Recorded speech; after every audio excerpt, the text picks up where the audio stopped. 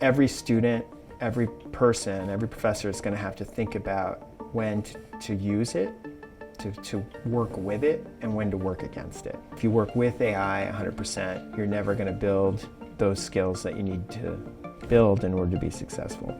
However, if you've never used working with the AI, you're probably missing a big part of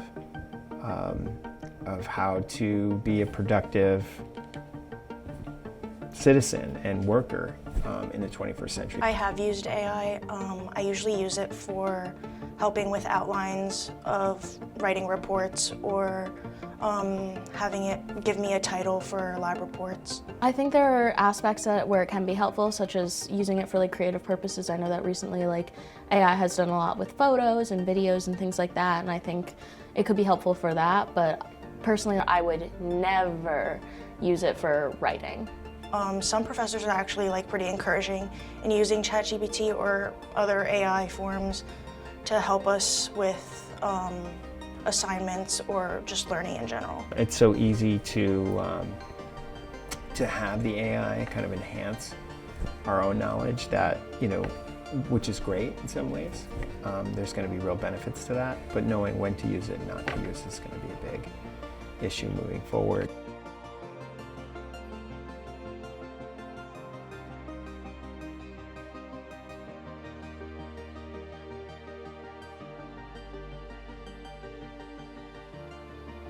As a teacher, I just have to assume that if my assignment allows for that, I have to assume that that it's completely possible that they're all generated with AI. And maybe I detect it sometimes, and maybe I don't, right? So I'm gonna have to be more mindful of that as I build my assignments. I feel like every student knows that professors have programs where they know if a student has used AI. They are notoriously unreliable. And they give a lot of false positives and false negatives as well. So I was accused of using AI, I believe it was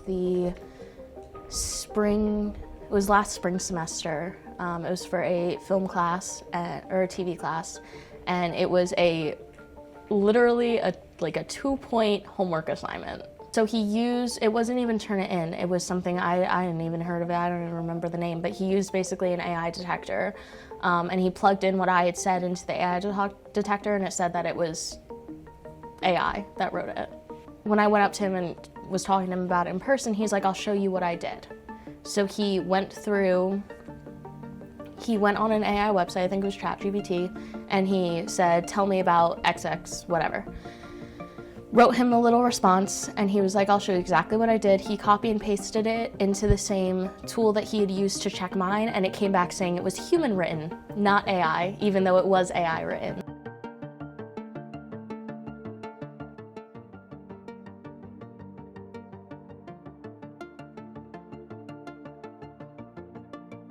I think we should be much more fearful than a lot of us are.